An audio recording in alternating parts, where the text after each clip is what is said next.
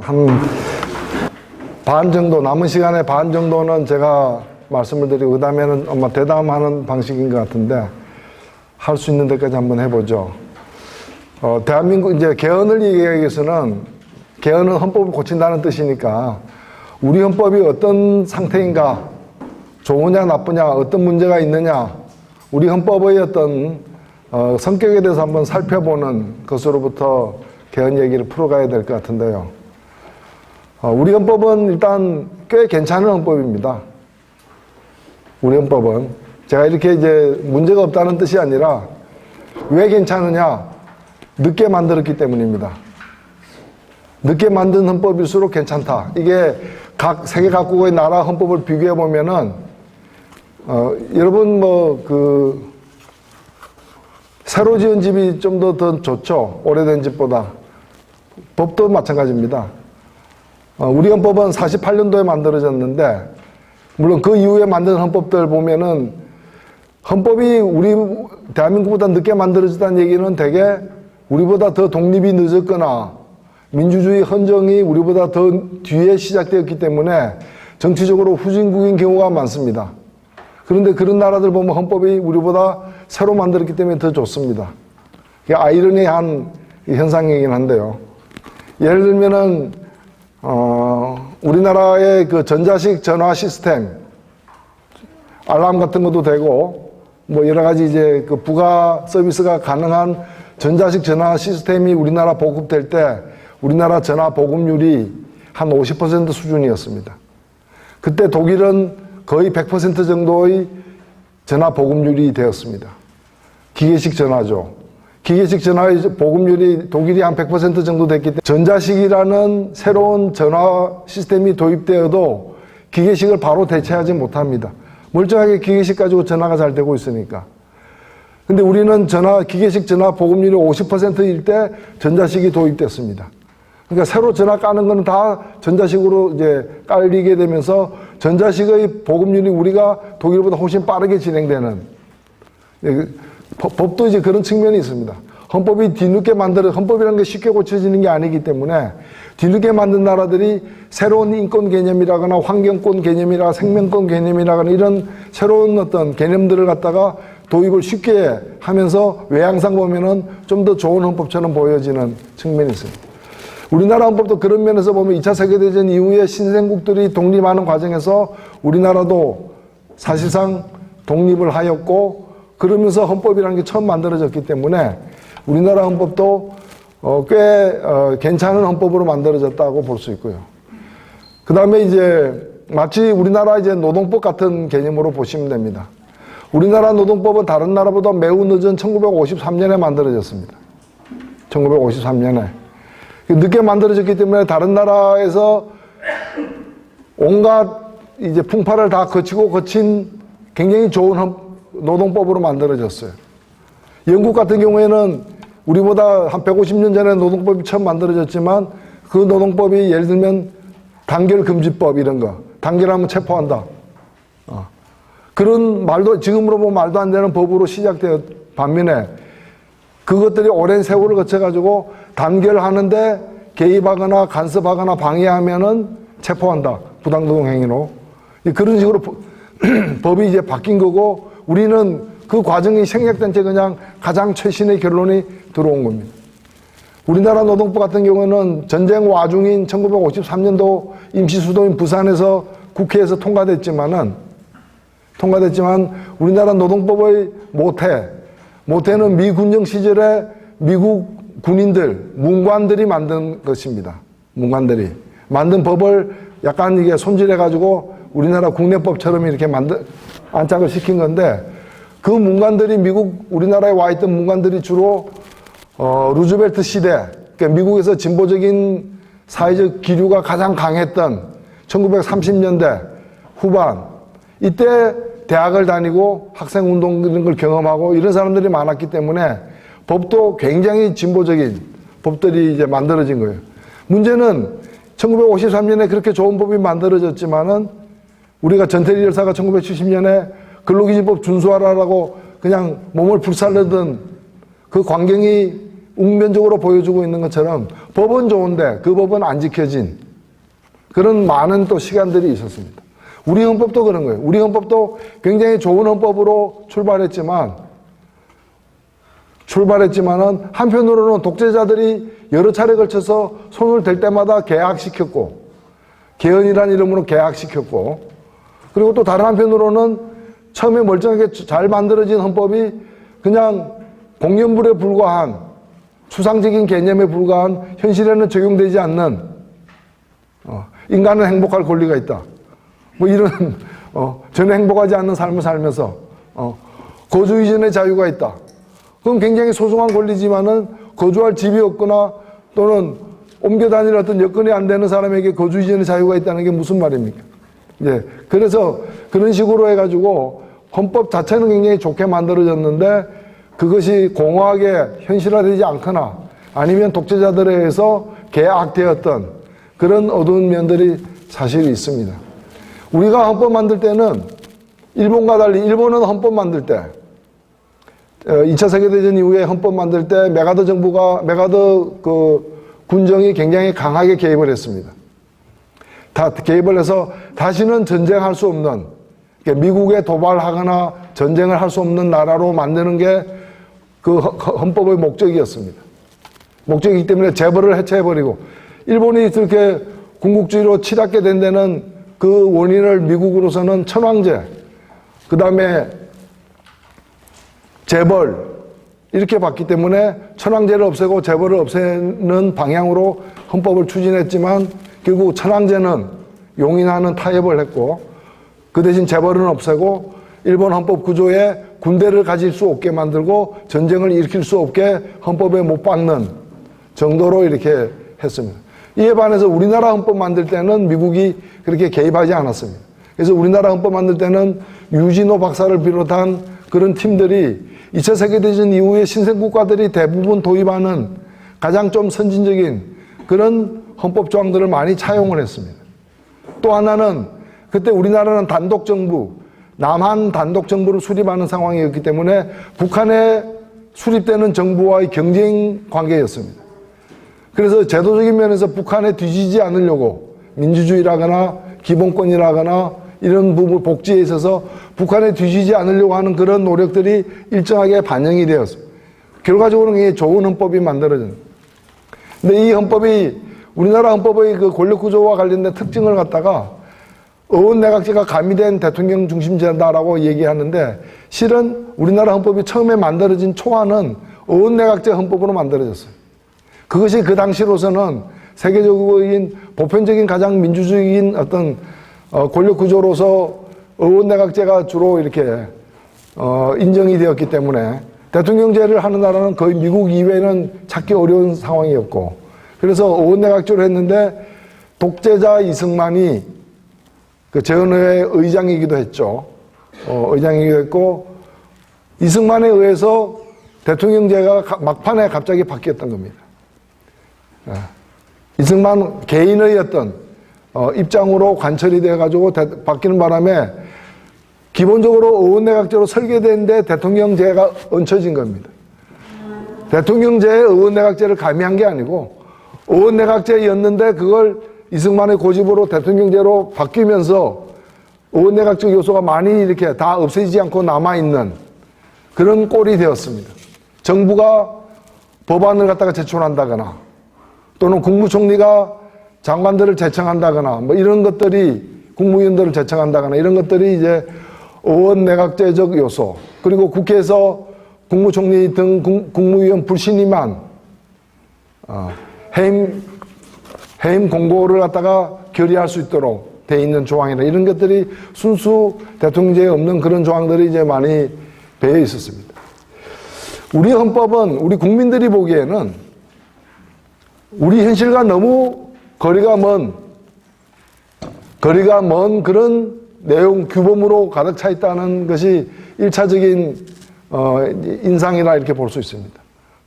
우리 현실은 너무나 힘들고 제대로 기본권도 제대로 보장이 안 되는데 헌법에는 모든 게 다 보장이 되어 있는.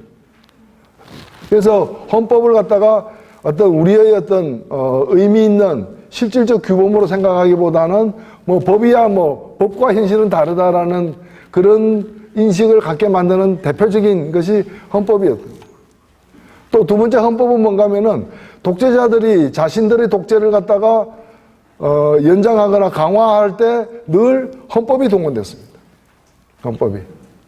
실제로 이제까지 1948년 헌법이 만들어진 이후로 9번의 헌법 개정이 있었습니다.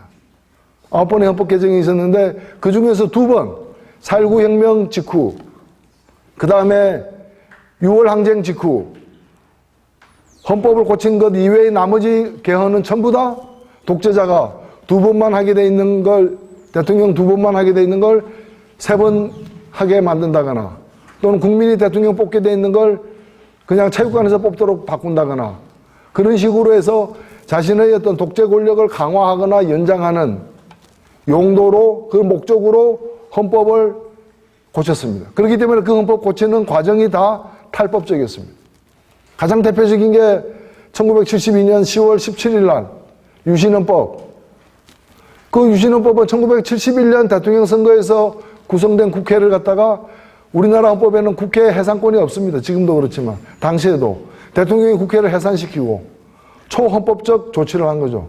대통령이 헌법을 위배해서 국회를 해산시키고, 그리고 헌법을 갖다가 자기 국민투표에, 국회를 거치지 않고 국민투표에 회부해가지고 유신헌법으로 만들었습니다. 그리고 그 유신헌법에 대해서는 비판하는 것도 처벌하는, 헌법에 대한 비판도 처벌하는 그런 긴급조치 등을 또 실시를 이어서 했습니다. 이제 이런 식으로 하다 보니까 헌법에 대해서는 일단은 나하고 상관없는 법, 나하고 상관없는 규범으로 이해하거나, 아니면은 독재자가 자기를 위해서 억지로 조작하는 법, 대표적인 법으로 이해하는 그런 경험을, 경험의 어떤 산물을 갖다가, 헌법에 대한 어떤 인식으로 가질 수밖에 없었다는 거예요. 그렇기 때문에 지금도 헌법하면 헌법이 나 밥을 먹여주냐, 이런 인식을 참 갖기가 쉽습니다. 많은 경우에.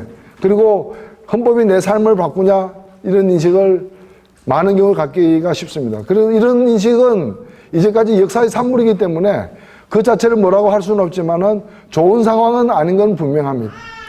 이제 헌법이라는 것은, 헌법이라는 게 뭐냐? 대한민국의 성격, 대한민국을 움직여 나가는 어떤 철학, 그 다음에 운영 방식, 대한민국 민주주의에 대한 어떤 그 성격과 구체적인 작동 방식을 규정해 놓은 겁니다. 우리가 당에 보면 당 강령이 있고 당헌이 있지 않습니까? 물론 당규도 있지만, 당규가 법률이라면 당헌이 헌법이, 근데 단순히 헌법이 아니라 강령까지 포함된, 강령과 당헌이 포함된 게 우리의 헌법이라고도 사실 볼 수 있습니다. 예를 들면은 제가 한 가지, 우리 헌법 중에서 지난 마지막 개헌 때, 1987년 개헌 때 10월, 그 개헌 때 새롭게 들어간 조항이 헌법 119조 2항입니다. 이거 흔히 말하는 경제민주화 조항이라고 부르는, 경제민주화란 단어가 우리 헌법에 처음으로 등장한 사건입니다. 이거 한번 읽어볼까요? 국가는 균형 있는 국민 경제의 성장 및 안정과 적정한 소득의 분배를 유지하고 시장의 지배와 경제력의 남용을 방지하며 경제 주체 간의 조화를 통한 경제 민주화를 위하여 경제에 관한 규제와 조정을 할 수 있다. 뭐 굉장히 딱딱한 용어로 되어 있지만 실은 굉장히 의미심장한 내용이 여기에 담겨 있습니다. 그러니까 그 앞조항은 뭔가 하면 대한민국은 사유재산을 인정하고 자유로운 시장경제를 지향한다라고 전제하고 있습니다. 그렇기 때문에 이 2항은 뭔가 하면 하나의 그러나 그걸 인정하지만 그거로 끝나지 않고 균형 있는 국민경제의 성장. 그러니까 국민경제는 성장만 하면 좋은 게 아니라 균형 있게 성장해야 된다 이게. 그러니까 빈부격차가 자꾸 벌어지는 거. 부자만 성장하고 가난한 자는 더 힘들어지는 거. 이거는 균형 있는 국민 경제 성장이 아니죠. 그러니까 반헌법적 상황이다, 이게. 적정한 소득의 분배를 유지한다고 되어 있습니다. 소득의 분배는 버는 대로, 많이 번 사람은 많이 번 대로, 적게 번 사람은 적게 번 대로 다 자기 책임이다. 합법적으로 번 거라면은 이거는 인정할 수밖에 없다가 아니라는 거예요. 소득 분배가 적정해야 된다는 거예요. 그러니까 무엇이 적정하냐, 어느 정도가 적정하냐가 따져질 문제이긴 하지만은 소득의 분배가 어느 정도 용인할 수 있는 범위 내에서 이루어져야 된다는 겁니다. 그러니까 소득의 분배가 너무 한쪽으로 극단적으로 치우치게 될 때 다른 규제, 뭐 세금이라거나 여러 가지를 통한 다른 규제가 가능할 수 있다는 헌법적 근거가 여기에 있는 겁니다. 시장의 지배와 경제력의 남용을 방지한다 이렇게 되어 있습니다. 경제력을 인정한다가 아니라 경제력의 남용을 방지한다. 힘센 사람이 힘 약한 사람을 갖다가 두들겨 패는 걸 용납하지 않는다는 거예요. 시장의 지배도 마찬가지입니다. 시장의 지배와 경제력의 남용을 방지한다. 시장의 지배를 방지한다. 그러니까 독점 같은 걸 금지하거나 또는 독과점 같은 경우에도 일정한 제재를 가할 수 있다라는 그런 경제 주체 간의 조화를 통한 경제 민주화. 경제 주체 여기는 기업, 정부, 민간 이런 경제 주체가 조화가 이루어져야 된다 이게. 이게 굉장히 선언적인 내용으로 사실 되어 있지만은 여기에는 우리나라 이 시장 경제 또는 사유재산 제도에 관한 나름대로의 어떤 후획이 정해진 겁니다. 물론 이걸 더 구체화하느냐 안 하느냐가 중요한 것이긴 하죠. 그런 점에서 우리 헌법이 사실은 그간의 역사적 경험 때문에 헌법의 우리 생활과 직접 연관이 없는 것으로 이해하거나 또는 권력자를 위한 헌법 개정으로 이해하는 것은 불가피한 현실이긴 하지만 다른 한편으로 생각하면은 헌법을 통해서 우리가 살아가는 방식을 바꿀 수 있다라는 그런 측면에서 접근할 필요가 있다. 그래서 이 개헌을 갖다가 정의당은 개헌을 어떻게 바라보는가? 우리 헌법에 대한 어떤 분석, 평가 등을 통해서 헌법의 개정을 통해서 오늘날 대한민국에서 살아가는 사람들의 어떤 삶의 방식, 삶의 조건을 더 개선할 여지가 있는지 또 어떻게 하는 것이 개선하는 건지를 사실 따져볼 부분이 있다는 겁니다.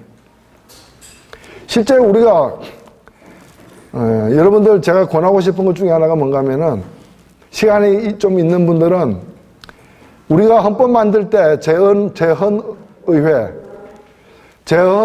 약 2달에 걸쳐서 헌법을 만들었습니다. 5월 10일 날, 48년 5월 10일 날 선거를 통해서 재헌의회 의원들을 선출을 했고, 그래 뽑힌 사람들이 2달간 작업해서 7월 17일 날 헌법을 통과시켰습니다.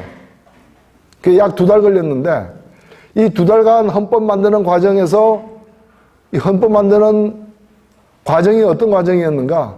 바로 새롭게 탄생하는 대한민국의 성격, 대한민국의 운영 방식, 대한민국의 기본 노선, 경제 노선, 정치 노선, 민주주의 노선 등을 결정하는 과정이었습니다. 그래서 그 속기록을 여러분들이 한번 보시면 시간 날 때 국회 도서관에 있기 때문에 한번 보시면은 굉장히 새로운 어떤 좀 이 나라가 어떻게 만들어졌구나. 이 나라 만들어질 때 이렇게 될 뻔도 하고 저렇게 될 뻔도 하고 이 나라가 대한민국이 아니라 고려민국이 될 뻔도 한 고려대학교 나온 사람들 때문에 실제로 뭐 그런 사소한 것부터 시작해서 많은 것들을 볼 수 있는데 그때 재헌의회에서 크게 쟁점이 되었던 것은 물론 아까 말씀드린 것처럼 의원내각제로 하자는 주장과 또 일부 대통령이 되고 싶은 사람의 욕심이 부닥치는 쟁점도 있었습니다만은 실질적으로 가장 길게 싸웠던 쟁점 중에 하나가 뭔가 하면은 의무교육을 어디까지로 하느냐였습니다. 의무교육을 갖다가 초등학교까지로 할 거냐 아니면은 중학교까지로 할 거냐. 이게 가장 큰 쟁점 중에 하나였습니다. 막판까지. 그래서 어떻게 됐느냐? 표결해가지고 간신히 초등학교까지로 하자. 우리가 돈이 없기 때문에 초등학교까지밖에 할 수 없다, 의무교육을. 그런 사람들과 좀 진보적인 정치인들은 2차 세계대전 이후에 독립한 나라들 대다수가 중등교육까지를 갖다가, 그게 고등학교죠. 중등교육까지를 의무교육으로 하고 있는데 왜 우리가 문화민족을 자부하는 교육열 높은 대한민국이 초등학교로 제한하느냐. 그 논쟁이 가장 뜨거운 논쟁 중에 하나였습니다. 결과적으로 어떻게 됐느냐. 초등학교로 하자는 쪽이 조금 더 많았습니다.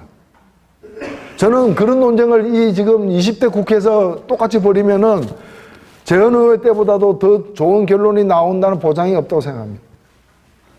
실제로 정치인들의 의식구조가 그 재헌의회나 한 2대 국회까지는 지금 국회보다 훨씬 진보적인 목소리가 더 높았습니다. 대한민국 국회가. 그래서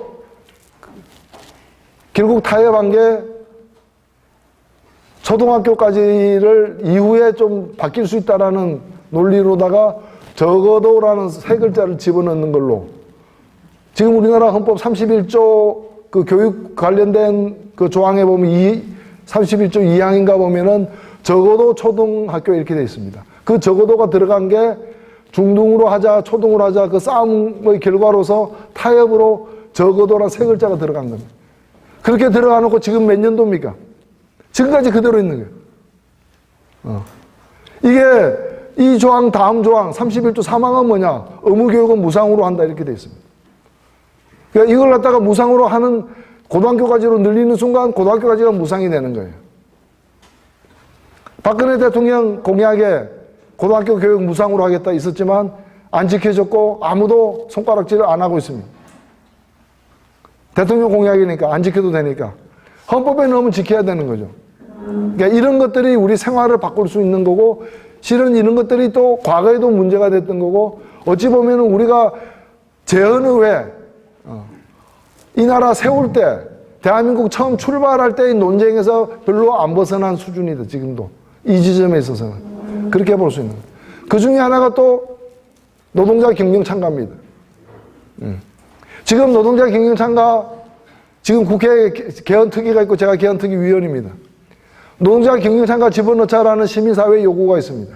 정의당도 그걸 주장합니다. 그러나 택도 없습니다. 지금 국회의원 중에 경영 참가권을 갖다가 헌법에 보장하자 동의하는 사람 3분의 1도 안 됩니다. 근데 재헌의회 때는 어떻게 했는가? 들어갈 뻔했습니다. 결국에는 안 들어갔지만 들어갈 뻔했습니다. 그 정도로 경영 참가를 넣자는 목소리가 강했다. 그때 경영 참가하고 이익균정권 두 가지를 가지고 다투다가 결국에는 이익균정권을 넣어주는 대신에 경영 참가권은 안 넣는 걸로 타협을 봤습니다. 재헌의회 때.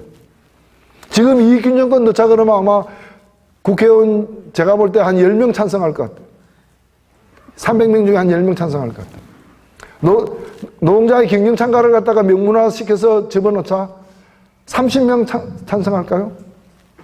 이런 재헌의회 때보다도 논쟁 구도가 더 후퇴한 측면이 사실은 있는 거예요. 근데 이런 것들이 또 다른 한편으로 우리가 보면은 이 사회의 운영 방식을 바꾸는 그런 부분들입니다. 그래서 이 헌법이라는 것이 한편으로는 굉장히 현실과 동떨어져 있는 그런 관념적인 논쟁 구도처럼 보여지지만 실은 우리 생활에 굉장히 필수적으로 미치는 영향들이 크다라는 겁니다. 그래서 그런 관점에서 이 헌법을 볼 필요가 있고 그래서 사실은 우리 지금 헌법재판소 뭐 대통령 탄핵으로 유명해졌지만은 그 헌법재판소에 수많은 헌법소원들 일반 국민들이 자신의 기본 권리가 헌법에 보장된 것이 훼손당하고 있다. 그런 헌법소원을 갖다가 많이 냅니다. 제가 이번에 뭐 신문지 2장 반에 누운 적이 있는데 그 발단이 어떻게 됐는가 하면은 두 개의 판결 때문이었습니다. 하나는 2016년 헌법재판소가 내린 판결입니다. 또 하나는 이번 2017년 8월 31일 부산 고등법원이 내린 판결입니다. 둘 다 뭐였느냐? 교도소에서 아주 그 좁은 수용시설, 5명이 거주하도록 되어 있는, 교도소는 어차피 좁은 데입니다. 근데 그 좁은 데도 규정이 있어가지고 이 방은 5명이 수용된다. 근데 그 방에 8명, 9명이 수용된, 실제로. 그러다 보니까 1인당 1.06제곱미터, 신문지 2장 반 정도의 넓이에서 몇 달을 살은 겁니다. 그 사람들이, 한 사람은 헌법재판소에 나는 이렇게 사람을 이렇게 좁은 공간에 가두는 것은 헌법 위반이다. 헌법에 보장된 기본권을 유린한 거다라고 문제 제기해서 헌법재판소에서 그걸 위헌이라고 판결을 내렸어요. 그리고 또 한 경우는 부산고등법원에다가 손해배상, 이거는 국가가 인권을 유리하고 국가의 책임이니까 내가 받은 고통을 고통을 돈으로 배상해라 라고 해서 2명이 제출해서 1명은 150만 원, 1명은 300만 원 손해배상을 부산고등법원에서 승소를 했습니다. 그래서 제가 이걸 이렇게 되면은 모든 사람이, 지금 우리나라 그 교도소 수용률이 1.6%입니다. 1.6배입니다. 10명이 들어가 있어야 될 자리에 16명을 지금 집어넣고 있기 때문에 전국 평균이. 이 사람들이 다 나도 손해배상. 제가 변호사라면 교도소 다니면서 이런 사람들 다 모아가지고 손해배상 단을 만들어서 이렇게 집단 소송을 하면은 국가가 얼마 배상해내야 되는가? 제가 대충 계산해 보니까 730억. 그러면 국가가 지금 이런 상황을 계속 유지할 거냐? 손해배상 다 청구하면 730억 물어내야 되는 상황인데, 이제 그래서 사실은 질문을 준비했는데 마침 또 어떤 503호인가요? 자기가 인권 침해 당하고 있다고. 그래서 그 방을 알아봤더니 오히려 10명이 자는 방에 혼자 있는, 너무 넓어서 씁쓸한 그런 처지에 이제 놓여. 그래서 이제 그걸 2개를 연결시켜서 했습니다만은, 이런 것들이 이제 헌법적 권리, 그러니까 그 헌법이라는 것이 그리 멀리 있는 것이 아니다라는, 생활과 밀접한 연관이 되어 있는 부분이라는 거예요. 그래서 그런 관점에서 이 개헌을 바라봐야 된다. 그래서 개헌을 바라보는 데는 지금 개헌과 관련해서 정의당은 어떤 입장을 취해야 하는가, 그리고 지금 개헌 전선은 어떻게 되어 있느냐. 이 개헌이 요구되는 지점은 몇 가지가 있습니다. 하나는 뭐냐면은 권력구조 때문입니다. 일단은 지금의 권력구조가 사실은 6월 항쟁의 산물입니다. 그래서 대통령 직선제라는 온 국민의 바람을 반영한 겁니다. 대통령 직선제. 그래서 지금 가장 마지막에 이루어졌던 1987년 개헌, 30년 전의 개헌은 쟁점에 대한 국민적 합의가 이루어진 개헌이었어요. 가장 큰 쟁점이 대통령을 직선으로 못 뽑게 되어 있는 걸 직선으로 뽑게 만드는 거였기 때문에, 근데 여기에서는 아무도 반대하지 않는, 전두환 노태우까지도 6.25 선언을 통해서 수용하겠다고 약속을 했기 때문에 가장 큰 쟁점에 대한 국민적 합의와 정치권의 합의가 이루어졌다는 거예요. 그렇기 때문에 그때는 무엇이 과제였는가? 그러면 빨리 헌법을 고쳐가지고 그 고친 헌법에 따라 선거를 빨리 치르자. 선거를 연말에 해 넘기기 전에 치르자. 12월 달 치르자. 그러면 헌법은 역순환하면 10월 달까지는 헌법을 고쳐야 된다. 그러니까 고칠 게 많았던 다른 것들. 예를 들면은 그동안에 군사정권에서 틈틈이 공무원에 대한 단결권을 제약한다거나 뭐 여러 가지 어떤 기본권을 갖다가 제약시켜온 그런 과정이 있었는데, 그런 계약 사항들을 고칠 여유가 없었던 겁니다. 가장 큰 문제를 빨리 해결해서 선거를 빨리 치르자는 주장 때문에. 그래서 기본권에 관련돼서 별로 손을 보지 않고 다 권력구조 중심으로 해서 개헌이 이루어졌던 겁니다. 그렇기 때문에 한편으로는 그동안에 이제 새로운 어떤 기본권에 대한 여러 가지 좀 전향적인 그런 개선 요구들, 특히 정의당 입장에서는 노동상권에 대한 어떤 그동안에 누적된 노동상권 후퇴 어떤 상황을 갖다가 헌법 33조에 나와 있는 그런 부분들,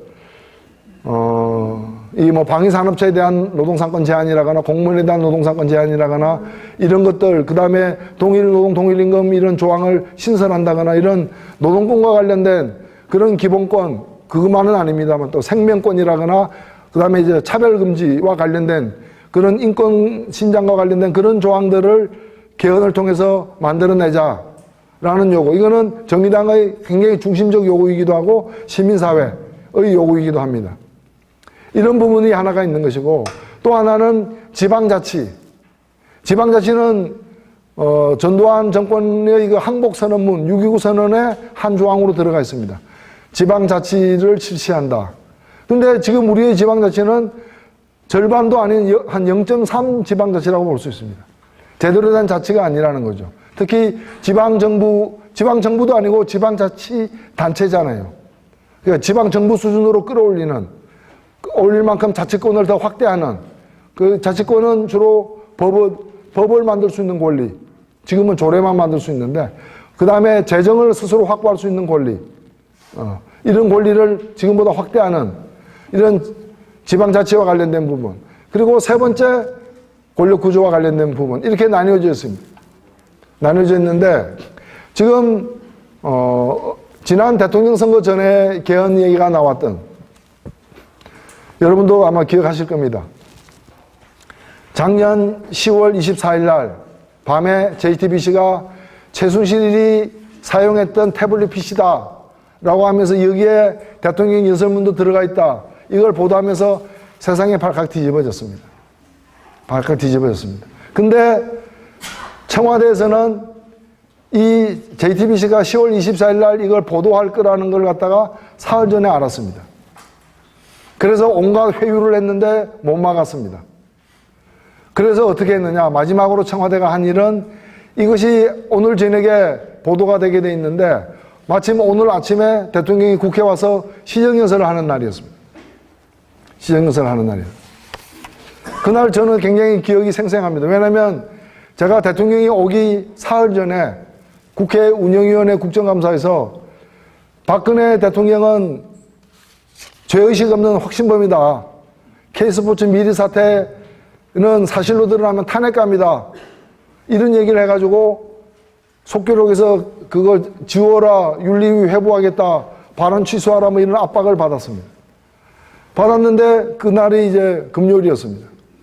근데 월요일날, 그 다음 주 월요일날 아침에 대통령이 국회에 오게 돼 있고, 저는 또 정의당 원내대표였으니까 대통령 오기 전에 각 당 대표 원내대표들이 이렇게 한 30분 정도 미리 차 한잔 마시는 차담회를 하게 돼 있습니다. 근데 일요일날 청와대 정무수석으로부터 전화가 왔어요. 노회찬은 그 차담회에 안 왔으면 좋겠다. 대통령을 갖다가 이제 확신범이라고 얘기를 했으니까 나오지 마. 그래서 안 올 수 없겠느냐, 그래서 아니 내가 국회 주인인데 내가 싫으면 손님이 안 와야지 왜 내가 빠지냐. 대통령이 안 오는 건 내가 이해하겠다. 나는 안 빠진다. 그래서 그날 아침에 이제 가면서 대통령이 나를 보면은 무슨 얘기를 할까, 이게 굉장히 기대가 됐는데 그냥 뭐 별다른 얘기는 없었습니다. 그냥 덕담만 뭐 평소에 말씀도 재미나게 하시고 뭐 이런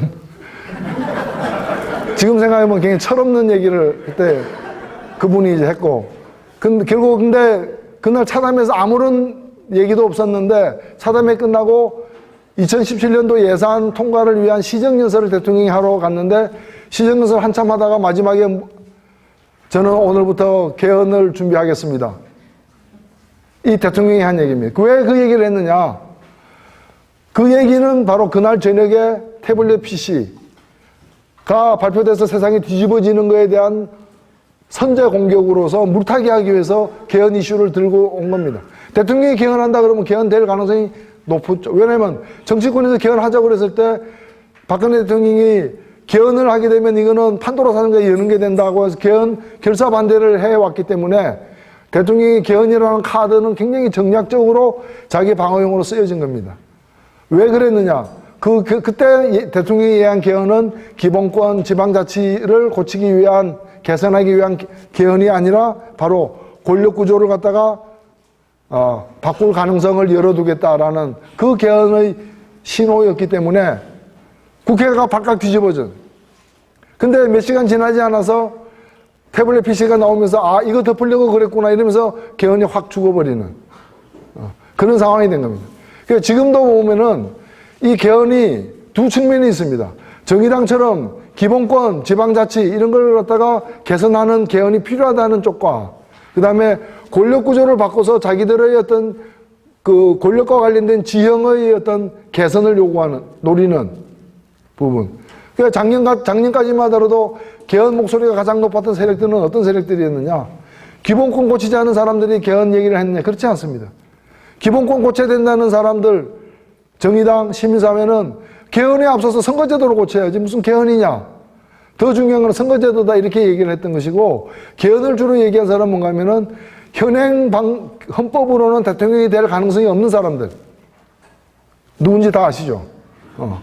그 사람들이 이른바 제3지대라는 이름으로 모여가지고 그 사람들의 그 운명 공동체는 헌법을 고쳐가지고 대통령제를 없애고 이원 집중제 정도로 바꿔가지고 서로 대통령이 될 가능성 없는 사람들끼리 권력을 3분의 1, 4분의 1씩 나눠 갖자. 그 얘기였습니다. 그 얘기가 오늘날까지 지금 이어져 오는 겁니다.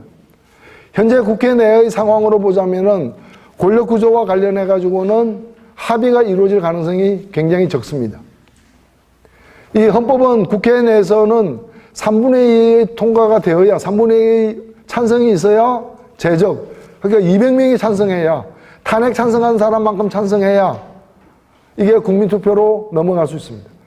국회가 안을 만들든 대통령이 안을 만들든 누가 안을 만들든 일단은 국회 내에서 3분의 2 벽을 통과해야 국민투표에 회부될 수 있습니다. 근데 지금으로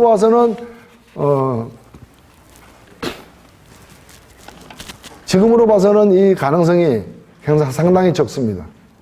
상당히 적기 때문에 오히려 우리는 가능성이 높아서가 아니라 이 나라가 제대로 정치 발전 등이 이루어지려면은 무엇을 고쳐야 하는가라는 어찌 보면 정의당의 대국민 약속을 만들어내는 그런 과정으로 이 개헌 논의에 참여할 필요가 있고 또 우리 국민들에게도 정의당의 입장을 정할 필요가 있다. 그리고 정의당에서는 권력구조에 관해서 특정하지는 않았지만 가장 선진적인 제도는 일반적으로 의원내각제라고 얘기할 수 있습니다. 그러나 우리의 대전제 조건, 의원내각제로 가든 아니면은 대통령의 권한을 좀 분산시킨 대통령 중심제로 가든 어느 경우든 간에 국회의 권한이 지금보다 커지는 것은 명약 관화합니다. 근데 국회의 권한이 커지는데 지금처럼 잘못된 선거제도로 구성된 국회, 정의당처럼 7%의 지지를 받고도 2%의 발언권만 행사하는 의석을 갖게 되는 이런 잘못된 국회를 그대로 둔 채 국회의 권한을 강화하면은 잘못된 게 더 강화되는 거 아니에요. 이거는 오히려 현행 선거제도가 고쳐지지 않는다면은 헌법을 안 고치는 게 더 낫습니다. 국회를 더 강화시키지 말아야 한다, 이게.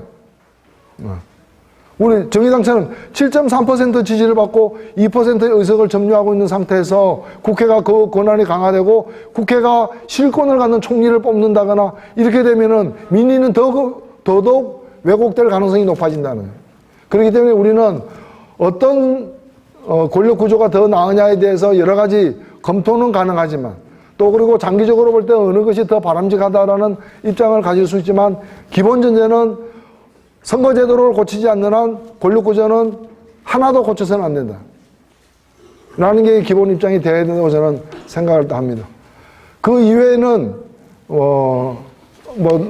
우리가 늘, 정의당에서는 지금 여러 당원 토론을 위해서 기본권 이런 등과 관련해서 어떤 조항이 어떻게 고쳐야 돼야 하는가에 대한 안들을 이렇게 만들어내고 있고 사실 그 안에 대해서는 그렇게 시민사회와 정의당 또 정의당 내부에서 크게 쟁점이 나누어져 있지는 않습니다. 결국 그걸 수용하느냐 마느냐입니다. 그래서 전망을 해보자면은